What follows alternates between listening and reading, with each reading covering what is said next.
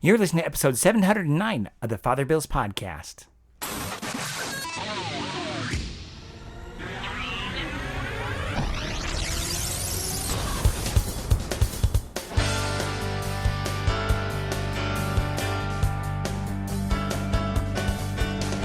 Welcome back. Well, this week's episode is not being based off the homily anyway. It's not being based off the scriptures, for we are celebrating our first anniversary of the dedication of our new church. Yay! So that's September 1, 2018 is when it was dedicated by Archbishop Alexander K. Sample. And so today we are celebrating, or at least this homily is celebrating that event. So this is a homily entitled, God Does Miracles, given on the solemnity of the dedication of St. Anne Catholic Church in Grants Pass, Oregon, 2019.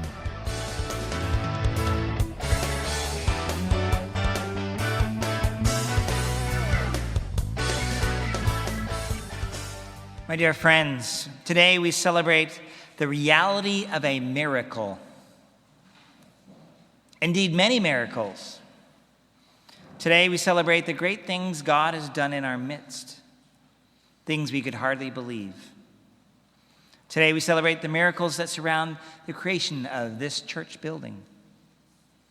If you don't believe in miracles, open your eyes. It's on every wall. It's on the top of the ceiling. It's on the floor. It's here at the altar, and most especially in the tabernacle. In so many ways, this church should not exist. If you'd asked anyone 4 years or more ago, I think it would be pretty clear. They'd say, there's no way this could be done. We couldn't afford it. We don't need it. Couldn't raise the money. We tried before, but it ended in fighting, and on and on. I heard those. But something happened. Something amazing. Something unexpected. God performed a miracle, and it changed many hearts. See, 6 years ago, we began dreaming, talking, praying, discussing ideas how we would renovate the church we were in. You remember that church? Many thoughts have been pondered about how to renovate the church prior.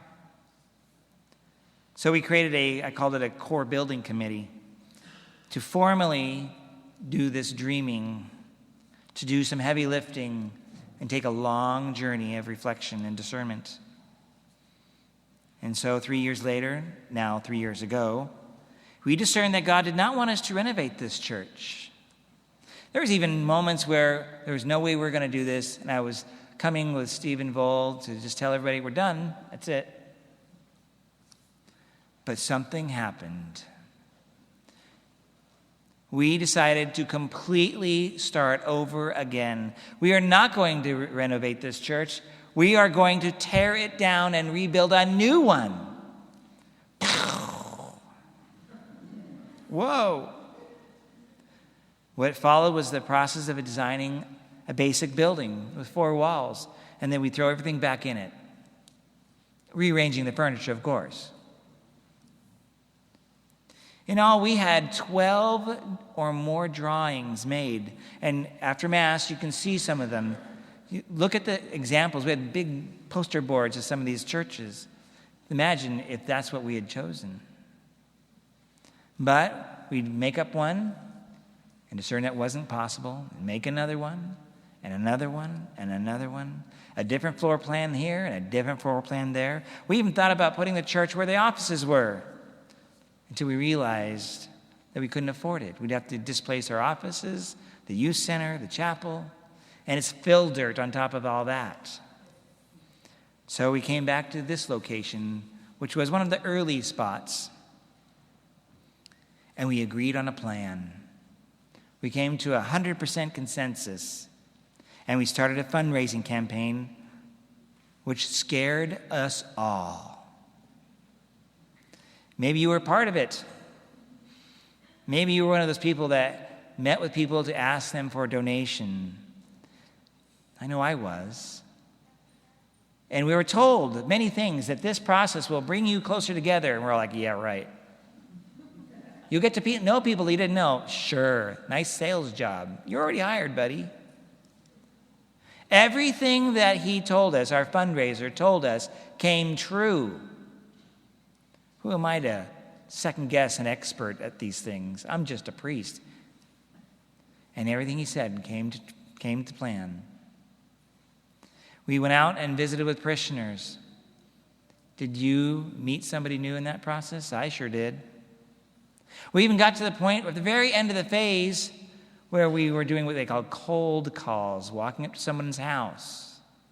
Knock, knock, knock, knock. Hi, I'm Father Bill from the Church of Present-Day Saints. You're on our rolls, and I'd like to talk with you. And we had many experiences. We came back, sometimes licking our wounds, but mostly not. Some people, it was the first time they had ever had a connection with us. And we made many, many phone calls. Those were scary too. But I found myself, after making some of these calls, enlivened because I got to talk to so many people that were homebound. They weren't going to be donating, but they could pray for us. And they'd never gotten a phone call from a priest. And so we started our campaign. And oh my gosh, it blew me away. Our goal was $2.5 million with a challenge goal of $3 million. We blew by our goal early on, and it scared me. I'm like, we had to call the fundraiser back and said, what are we going to do? Nobody's going to give. Just don't worry, stay the course. You have goals. One of those goals is everyone participating. See, if we didn't do that, you'd be sitting in the old pews, my friends. We might even use the same altar. Gosh, where did that altar go? No, we did not make it into a bunch of ashtrays. We buried it over here near the tabernacle. It's probably about 5 or 6 feet down. I blessed it before we buried it, gave it its funeral rites. The legs, you know where they are. They're on the corners of 2 of our statues. We reached out and people gave. They gave in their time and their talent. They gave money. They gave prayers. They gave support. And so in the summer of 2017, we tore down our church all the way to its foundation. How many of you were there? Yeah? Wow, what a moment. It was a violent moment, but it only took, remember, 4 hours to demolish the church. That says everything. You know, we stand on the shoulders of giants. The previous church had parishioners helping build it, going up on the roof and putting the tiles down. I have no idea how dangerous that was until we had the excavator hitting our building, and then after one tile was gone, a whole row or a whole section of tiles just came down, held on by gravity. Imagine how dangerous that was if you were the ones going up there.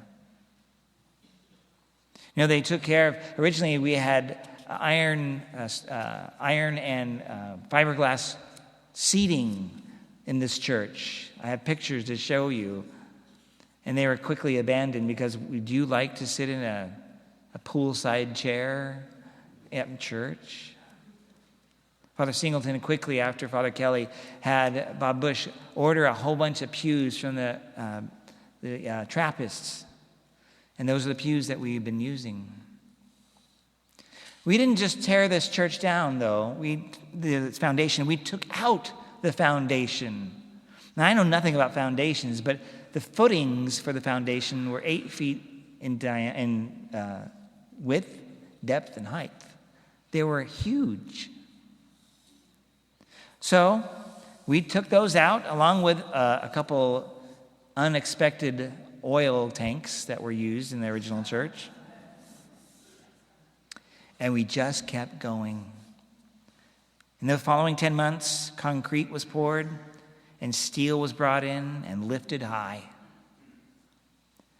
We all suffered a death when that church came down, whether we smiled at it or not. Some of us had tears when it was coming down. Some couldn't imagine what we were going to do, even though we had pictures.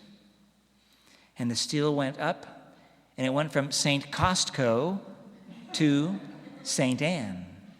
But it took shape. People wondered, is this really a church? You might even remember when we got all the steel up, we invited everybody to come over after Mass. Mass in the hall. See, we did get together. I mean, literally, elbow to elbow, knee to knee. Sign of peace, nice to meet you. It was nice to smell you, too. But we came over here, and we wrote the names of our loved ones on the beams. Remember that? How many of you were there for that, right? Yeah. My parents and my family are all behind the tabernacle. I had kind of a first choice. Why would we do that? So that not just everybody's involved, but this church must be built of prayer. It must be built of our hearts. It must be built through sweat and tears and suffering. And it was. And God blessed us because of that. We made sacrifices of money and time and talent. Some of you had things going on. Tragedy struck your family in the course of this. Mine as well. But we kept going. And God continued to be with us and assure us. Once we got the walls up after we signed the beams, the rest is history. It went really quick. Put in the pews, put down, of course, the carpet, all these things. We have a day chapel. It's amazing. If we had an overflow, we've used it. This altar has St.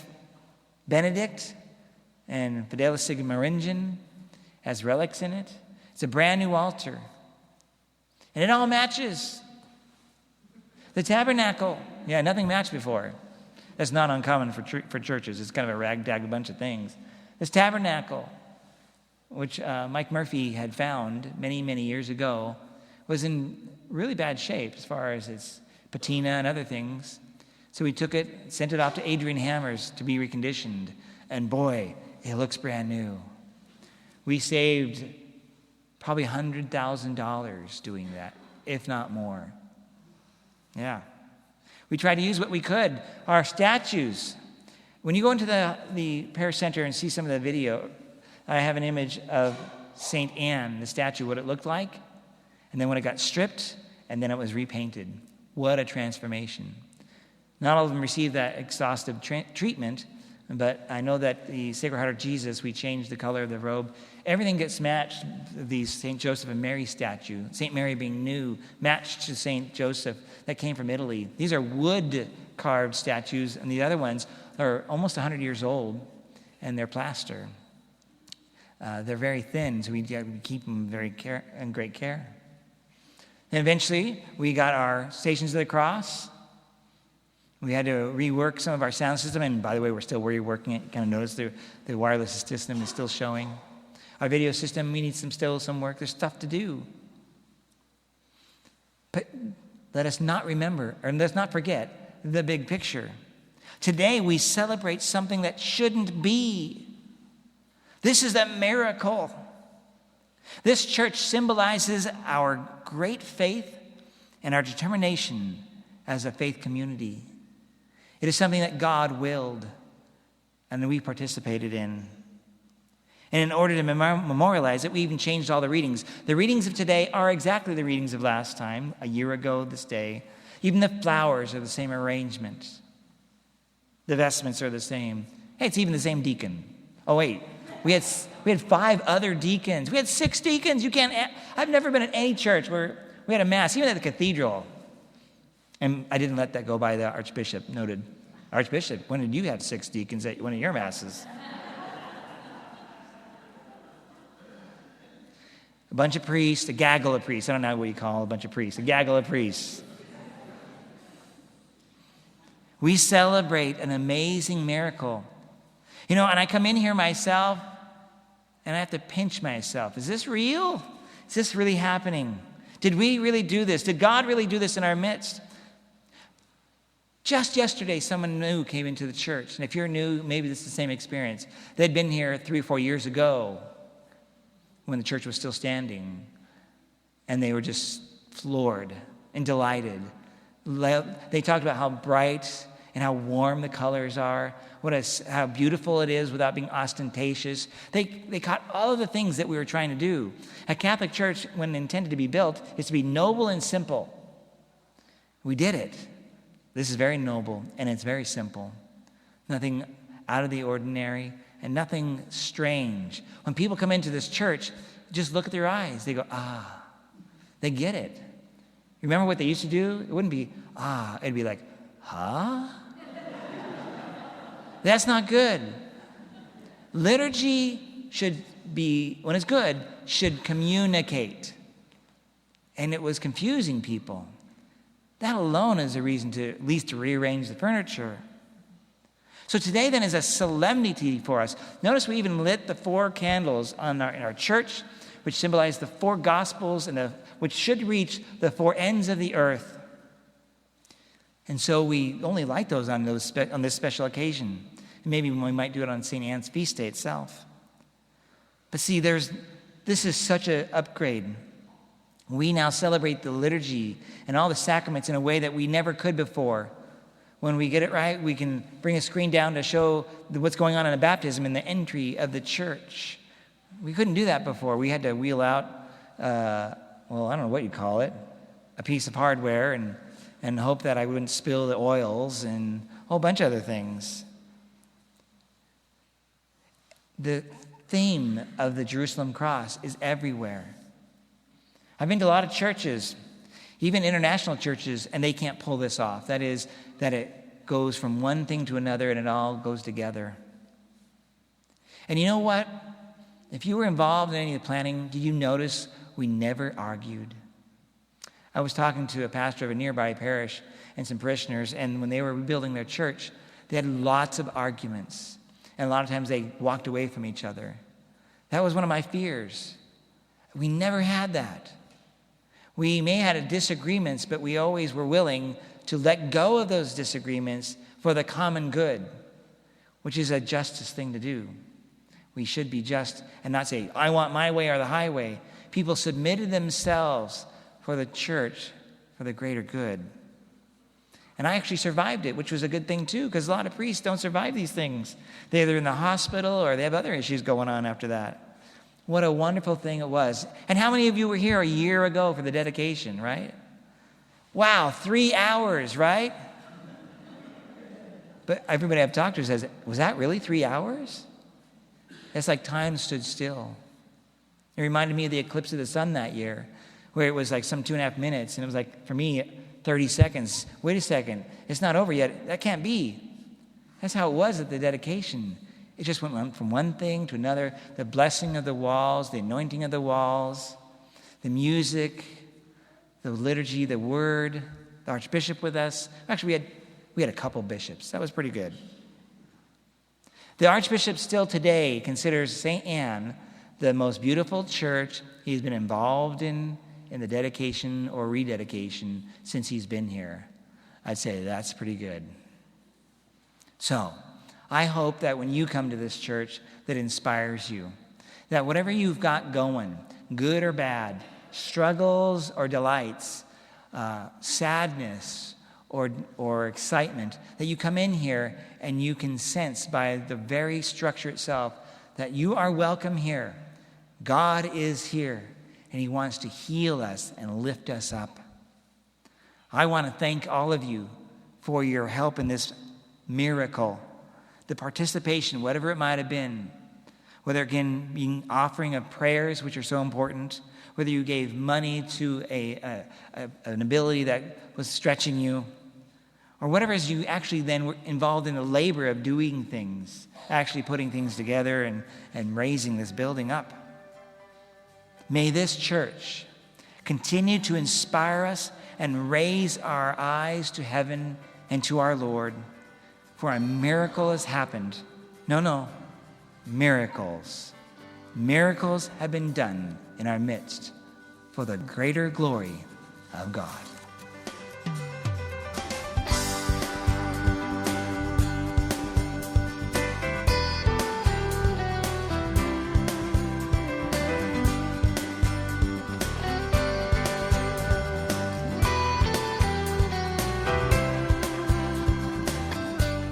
Thank you again for listening to this episode of the Father Bill's podcast. I mentioned in a homily before that my dog Benny had passed away. I put him down. He was very ill, renal failure. I call it doggy dementia and a whole bunch of other things. And so I did do that. A week later, as I was looking around for another dog, and I'd been looking previously, I came upon another dog that looked like it might work. And it turns out he is a Maltese and Poodle mix, so a Maltipoo. His name is Ezra, which is kind of funny. Ezra is a book of the Bible, and Nehemiah follows that book. His name is then really Ezra Nehemiah. Now, even funnier is that Ezra is a high priest, a scribe of the Jews. And so I kind of think, great, well, I'm a priest. Now I got another priest with me. And in this case, we have 3 priests on staff. That's Father RG, myself, and now Ezra. Of course, Ezra, while he might be in my office when he hears some confessions, he's going to keep them all to himself, I'm sure. Anyhow, thank you for your prayers and your support during that time. If you knew about the passing of my dog, it was very kind of you to do that. Some people sent me cards and well wishes, and I really appreciate that as well. Now, if you have any questions or comments, as always, go to my website, fatherbill.org, FRBILL.org, and there you can find all the kinds of information about my social media and connect with me that way. And until next time, may God bless you and have a great week. Bye-bye.